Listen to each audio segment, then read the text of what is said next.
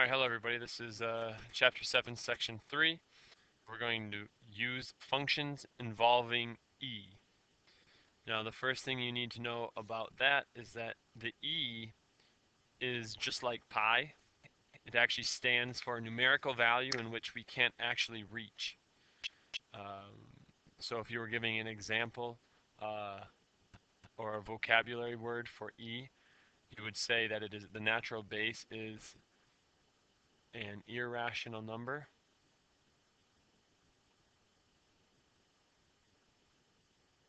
An irrational number. And there's some vocab. I mean, there's a parentheses and some stuff that it equals, but all in all, e is approximately 2.7182812828. Now you may think that you see a pattern here, 18281828, but it really isn't. If you were to go further, you would see that there is no pattern whatsoever to this. That is why it's irrational. All right, so the natural base, e. The natural base is irrational. It's defined by this. Now what this means is as n approaches infinity, as n is getting larger and larger and larger. Remember, infinity, you can't get any bigger than infinity. As 1 over infinity is basically 0, and as this approaches the infinite power, 1 to infinity would just be 1. Um, so so this part right here you don't even need to worry about. Just know that e is approximately 2.718. Right? That's as far as I would even worry about it. On your calculator, there is there's actually a button that has e. I believe if you type in second, you push the second button, and division, so the second button and the division button, you'll get e by itself. And if you hit enter on there, you'll get what it is approximately equal to. If you're trying to get the e to the second power, if you push second and then the button that has an ln on it, you'll get e with the caret symbol. It's really only there to, to speed up the process of some things you're going to have to do later on. But for right now, e is just 2.718. All right, let's simplify some expressions. Just like pi is a variable for a number, you can view e as a variable. So same base, same base. What do you do to the exponents when you are multiplying by the same base? These are exponent properties. So when you see e to the 6th, e to the 3rd, that's the same as x to the 6th times x to the 3rd. So you take the exponents and you add them. So you end up with having e to the 9th power. All right, over here, we're dividing. So now, dividing by the same base, what do you do to the exponents? Well, if multiplying is adding, dividing should be subtracting. So it should be x or e to the 6 minus 4. And of course, 18 over 2 is just 9. So you end up with 9e squared. All right, power of a power property. This exponent, since there's parentheses here and here, the exponent works on everything inside there. So it's equal to 4 squared, and then e 3x squared. So 4 squared is 16. Power of a power. That's saying 3, or e to the 3x to the second. That means you do e to the 3x times 2. So you get e to the 6x. When you are simplifying these, you just need to use product or powers properties, exponential properties. Now, as far as using your calculator is concerned, like I told you, you can, if you're raising it to a power, you'll put second ln. So remember what we wrote earlier, the ln button, if you push the second button, and then ln, you'll get e to some power. So e to the x power should be a -2 in there. Right? What this means is in your calculator on the display, it'll show up as e caret symbol to the -2, which is approximately 0.135. This next one, you're just going to put a 0.3 in for the exponent. So second ln gives us e to the power of 0.3, which is approximately equal to 1.35. So that's how you'd set up with your calculator. Let's do another simplifying property, please. This is in your note-taking guide as well. E to the -3 times e to the 6. This goes back to example 1 from your note-taking guide. Same base, you add the exponents. Same base, e to the -3 plus 6, e to the third. That's simplifying. Example 2 takes us, checkpoint number 2 takes us back to example number 1 again. Here we're dealing with power of a power. So the 2 works on the 4, so it becomes 4 squared. And then e cubed squared means you multiply those two numbers. So you end up with 16 e to the 6th divided by 8 e to the 5th. All right.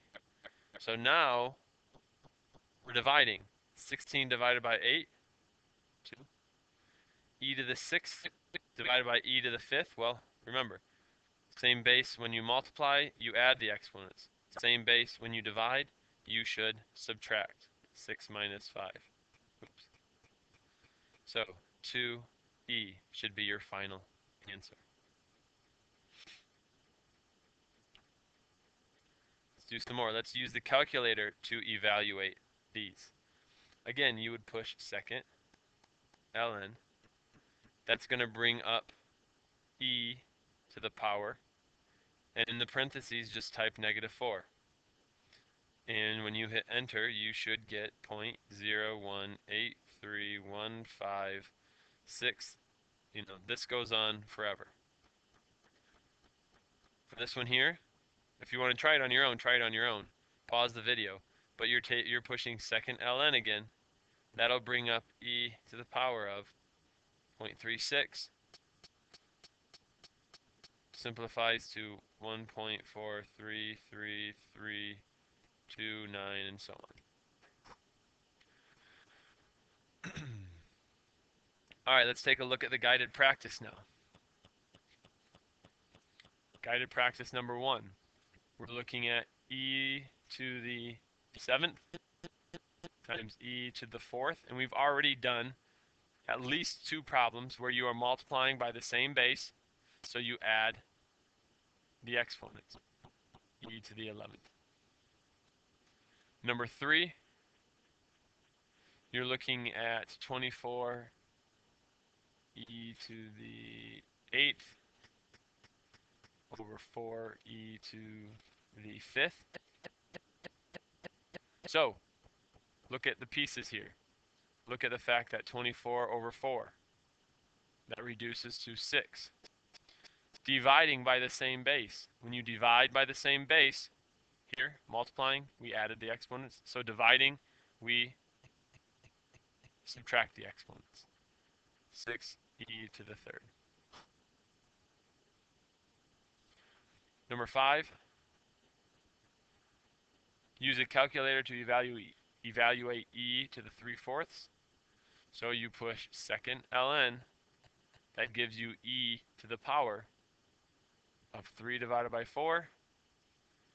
When that answer should be approximately 2.117. How that's set up. All right, natural base functions. A function of the form y equals a e to the rx is called a natural base exponential function. If a is greater than 0 and r is greater than 0, the function is an exponential growth.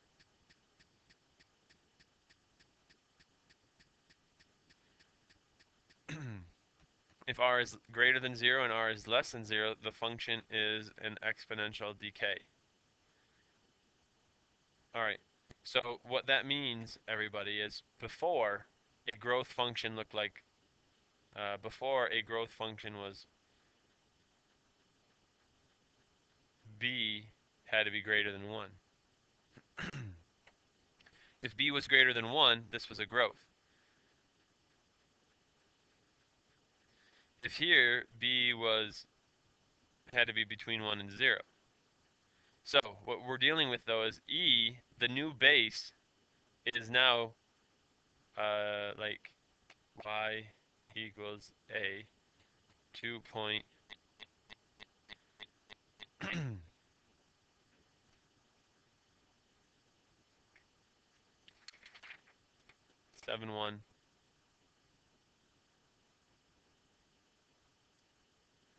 so on. So the base, technically the base here would be always a growth. So they had to put in this new type of exponent in order to show that, determine whether it's a growth or not. So for these, basically, you can think of it as this. If the exponent is positive, it's a growth.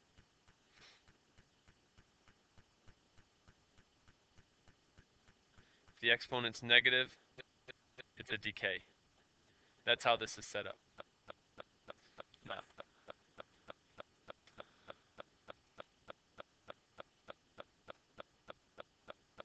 All right, now, as a review, the domain for all exponentials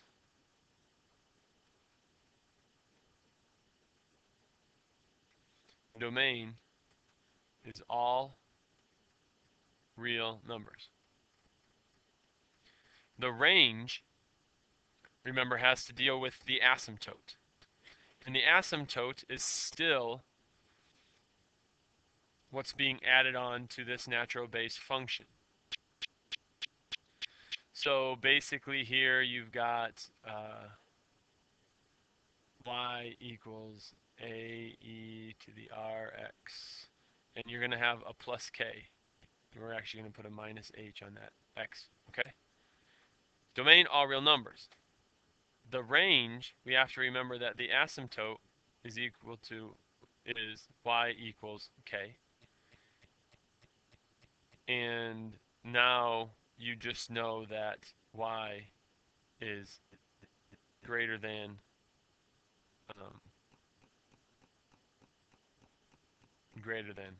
k. So for this one, the domain and range, y greater than 0. All right, let's take a look at a few examples now. So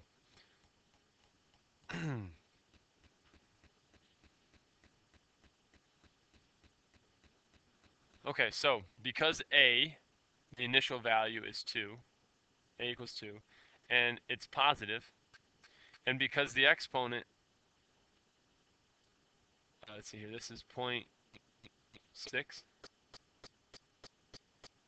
and it also is positive, the function is a exponential growth. Now, when you plug this equation into your calculator and you go to second graph, the table pops up, and you should be able to come up with some points. Like for this, 0, 2 is a point, and 1, 3.64 is an accepted value. So now think about domain and range. Exponentials, the domain is all real numbers. And the range is either greater than or less than the asymptote. So for this, we're dealing with that y is greater than 0. because there's a plus 0 that you can't see there. If there was a number written here, then the range would be different. So let's plot those points. 0, 2, 1, 3.64. Asymptote is at 0. Something like that. All right, moving on. Part B. Now A is 1, which means it's positive. R is negative 0.35, and that's considered a negative number, obviously. The function is an exponential decay. So when things are decay, they're going towards the asymptote. The domain, of course, will still be all reals.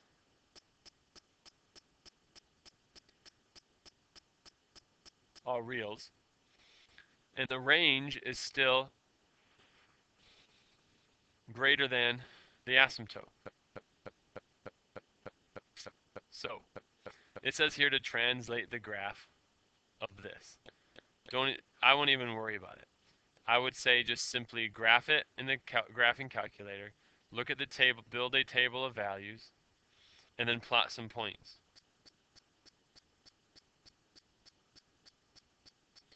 So for you, let's see here.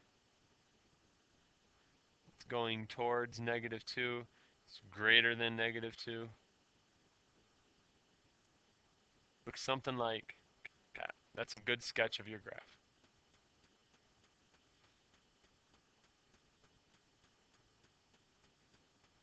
All right. I don't think we have too many things here to do today. All right, here's a checkpoint. You need to go ahead and graph this in your graphing calculator. Look at the table of values. But what you want to know, what you should be able to pull out of this is that this is the asymptote. Y equals 3. Therefore, the range is y something 3. The domain is all reals. And now as far as the graph is concerned, it goes through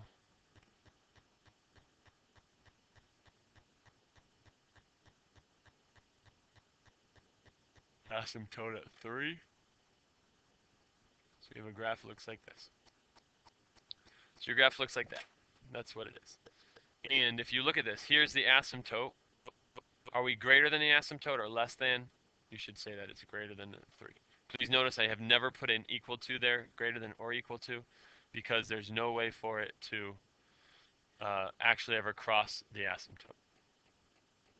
All right, guided practices. Let's look at number 6. Graph the function, state the domain and range. 6 is y equals 2e to the 0.5x.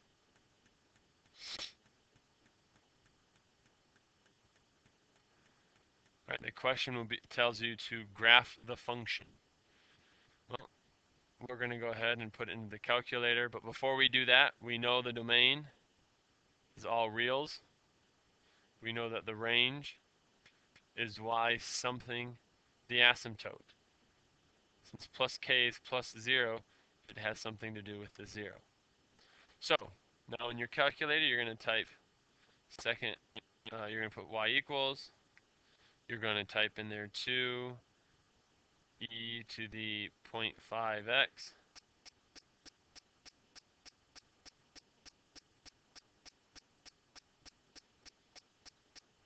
You're going to see a graph that shoots up like that. So at 0, it should be 2. And that's just a good little sketch. Now, which inequality do we use? Is y greater than or is y less than the asymptote? You should see that since it goes up, it's greater than. Let's look at number 8.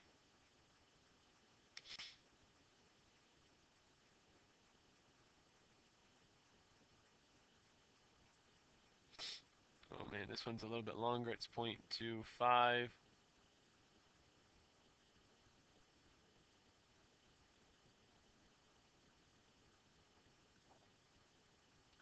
This time we have something that it is equal to, or that's just being tacked on there. So we have an asymptote. Y equals -2 is the asymptote. That also means then that y is either greater than or equal, or greater than or less than -2. We do know that the domain is x is I'm sorry, all reals, and now we just have to graph it.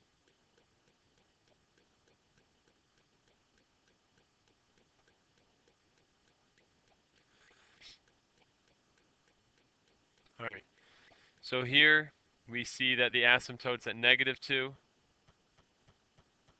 So we have a graph. It comes up from down low, it's through about here, and slowly starts to increase.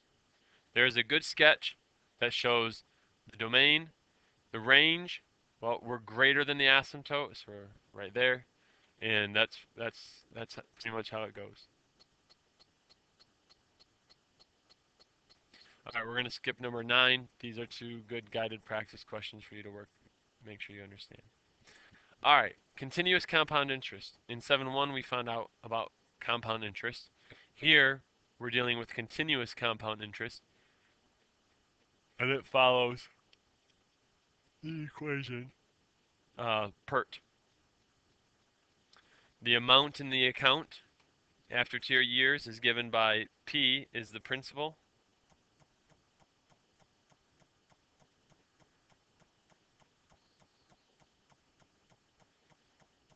Let me make sure I spell that right.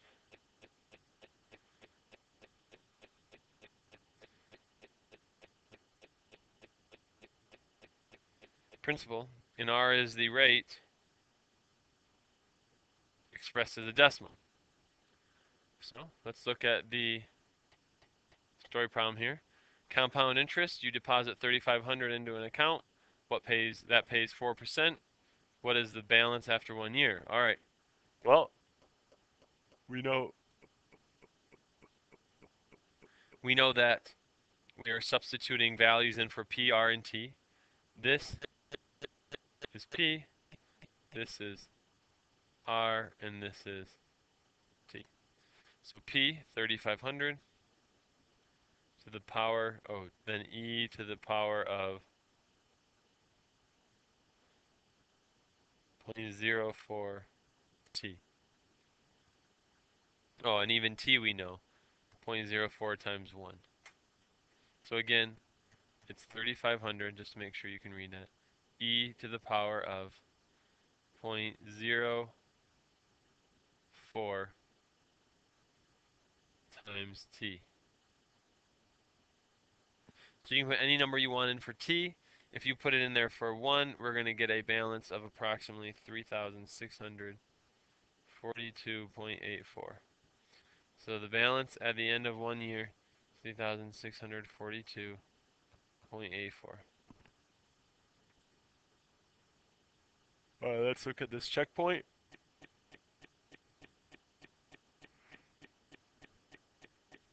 There's how much you deposit, there's the rate, and there's T. And it's compounded continuously. So 4,800 times 1 plus, or not 1 plus, that's for a different, for not continuously. So 4,800 times e to the power of RT. All right, so 4,800 e to the power of R, which is 0.065, times t, which is 3. And after all the calculations, you end up with 5,833.49 number of dollars. You basically have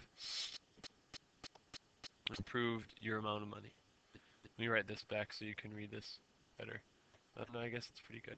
$5,833.49. All right, let's do guided practice number 10, and we'll be done. Guide practice number 10 from page 495 says you deposit 2,500 into account, pays 5% annual interest rate compounded continuously. Continuously is the key. So we use e to the power of. Now we use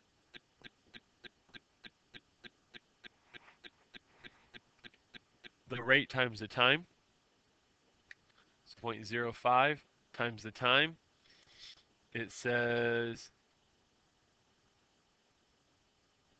oh, okay, so for part A, you put in there a 2. For part B,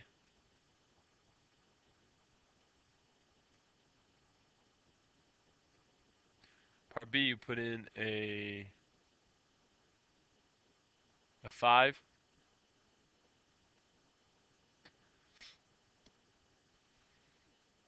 In part C, it's for 7.5.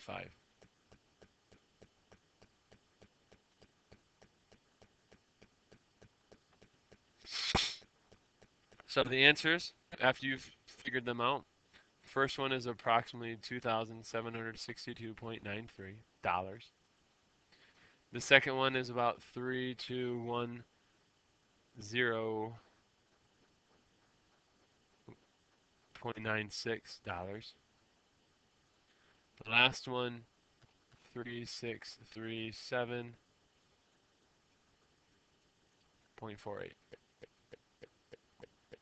All right, that's pretty much it. You should be able to use this now to come up with, work on your practice problems, finish your notes, and have a good understanding of this before we start class.